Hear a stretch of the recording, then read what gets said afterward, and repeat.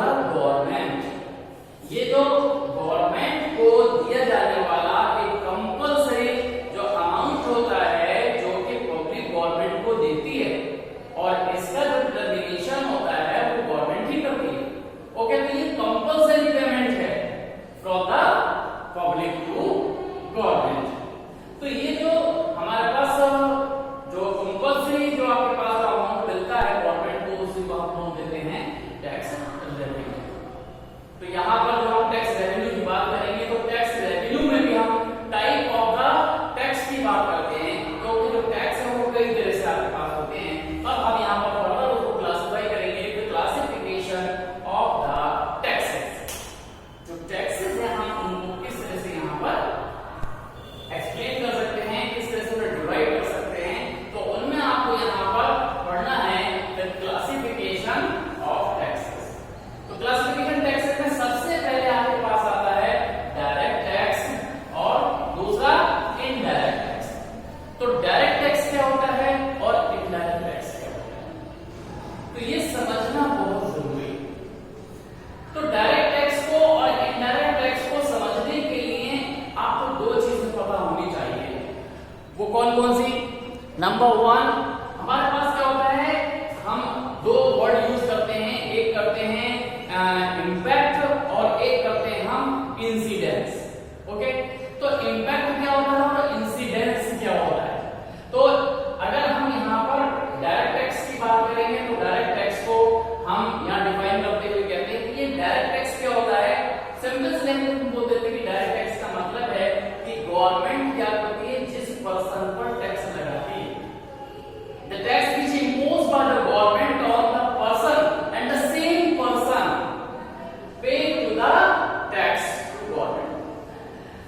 अगर गवर्नमेंट ने जिस पर्सन पर टैक्स लगाया और उसी पर्सन को टैक्स क्या है पेड करना पड़ा, तो वो आपके पास होगा डायरेक्ट टैक्स, ये आपके पास कहलाएगा।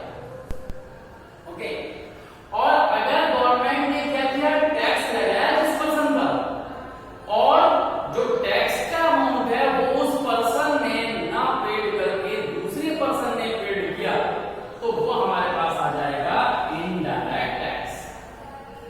ओके, तो इसे और अच्छी तरह से समझने के लिए हमने आपको अभी बताया कि दो चीजें आपके पास होती हैं।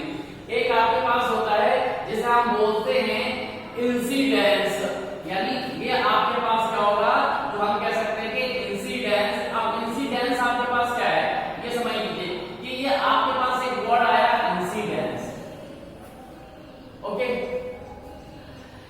इंसिडेंस का मतलब होगा कोई चीज का घटना, यानी कि कोई चीज होना। जैसे गवर्नमेंट टैक्स लगाया तो ये इंसिडेंस हुआ। अब इंसिडेंस हुआ मतलब किसी पर्सन पर लगाया। अब मान लीजिए कि ये एक ए पर्सन है, एक ए पर्सन पर गवर्नमेंट ने क्या किया, टैक्स लगाया।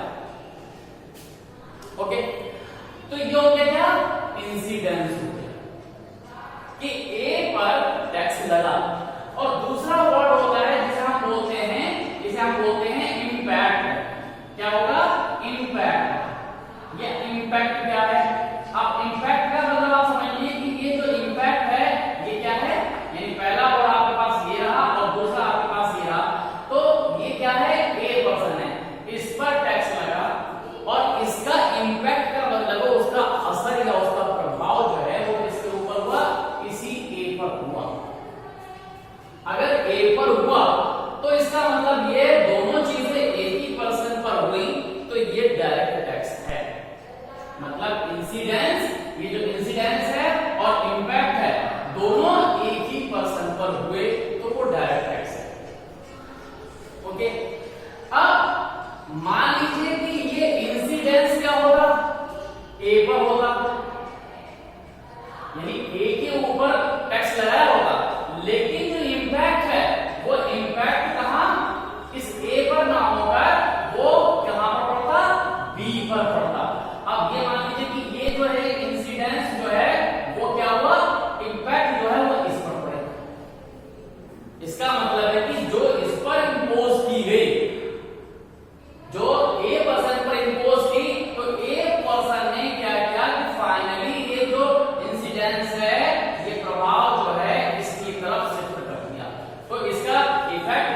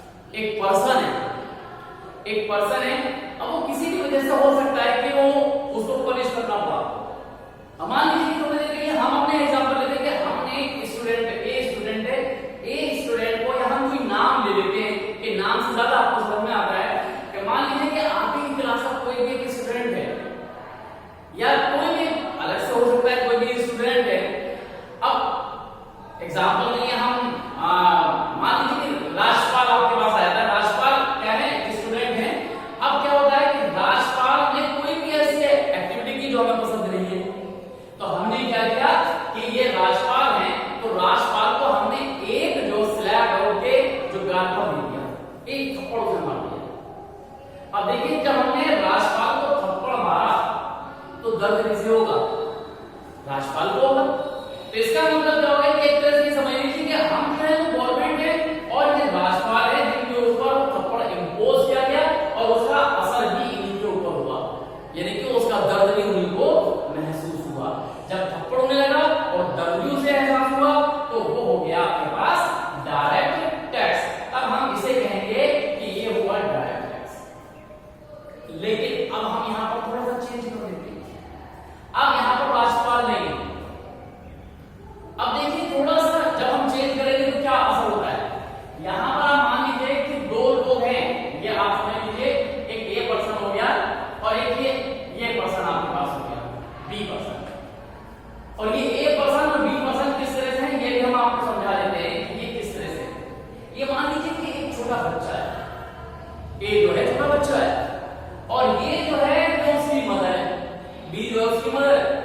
ओके, अब मान लीजिए कि हमने क्या काम किया कि इस छोटे जो बच्चा है, वो छोटा सा बच्चा है, उस बच्चे के हमने यहाँ पर थप्पड़ मार दिया और इसकी मदर ये सामने खड़ी है।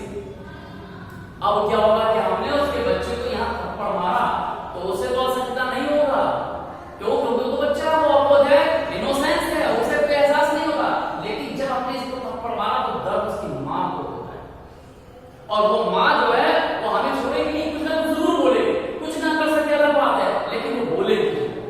इसका मतलब क्या हुआ कि अगर हमने उसके बच्चे को यहाँ पर मार दिया तो असर कहां हुआ, उसकी मां को हुआ। तो जब क्या होता है, ये मतलब कि इमेजिनरी एग्जांपल है, हम बात करते हैं। तो इसका मतलब कि जब इंसिडेंस हमने क्या किया उस बच्चे पर लगाया तो उसका असर जो हुआ उसकी मां को हो गया।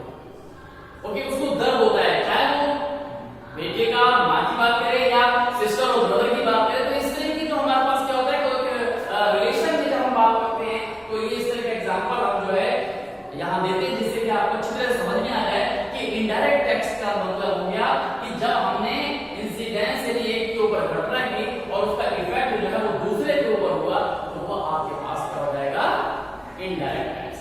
तो ये आपको समझ में आ गया होगा कि डायरेक्ट टैक्स और ये जो हमारे पास क्या है, ये दूसरे का हमें बताया इनडायरेक्ट टैक्स, इन दोनों में ये डिफरेंस होता है। इसमें डायरेक्ट टैक्स में क्या होगा कि इंसिडेंस और इंपैक्ट एक ही व्यक्ति पर होगा, मतलब जिसके ऊपर टैक्स लगाया गया टैक्स उसी को ही पेड करना होगा। और इनडायरेक्ट टैक्स का मतलब है कि जिस पर टैक्स लगाया गया वो फाइनल टैक्स पेड नहीं करता, बल्कि फाइनल कौन करता है, दूसरा पर्सन करता है। जैसे कि आप देखिए कि जब वो शॉपकीपर होते हैं तो क्या होता है कि जब आर्टिकल खरीद के लेके आते हैं तो क्या करते हैं कि इनिशियली जो है वो टैक्स जमा कर देते हैं, उन्हें टैक्स जमा कर दिया। लेकिन क्या होता है कि जब वो सामान को बेचते हैं तो वो टैक्स वसूल कर लेते हैं, किससे, कस्टमर से, यानी जो ग्राहक है उनसे वो ले लेते हैं। तो इसका मतलब है फाइनली जो उसका असर हुआ वो किस पर हुआ, कस्टमर पर हुआ। तो इस तरह से हम ये कह सकते हैं कि जो कस्टमर पर जो टैक्स लग गया वो क्या था, पहले उस शॉपकीपर ने उसको पेड कर दिया था, लेकिन उसका जो उसने शिफ्टिंग है वो कहां कर दी, बी पर कर दी।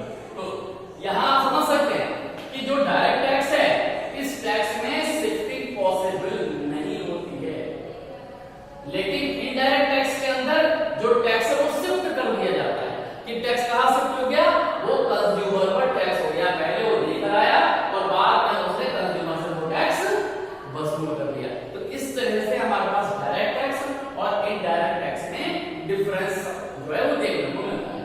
ओके, ये आपको समझ में आ गया। तो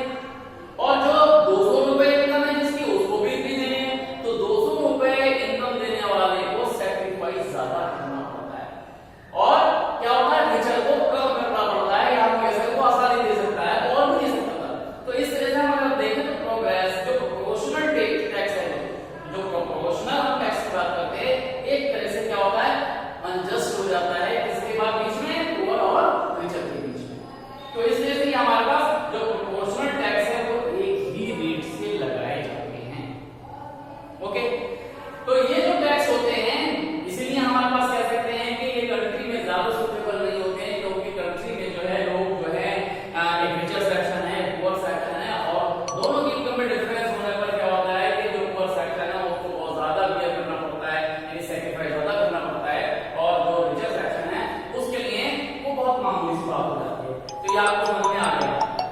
अब इसके बाद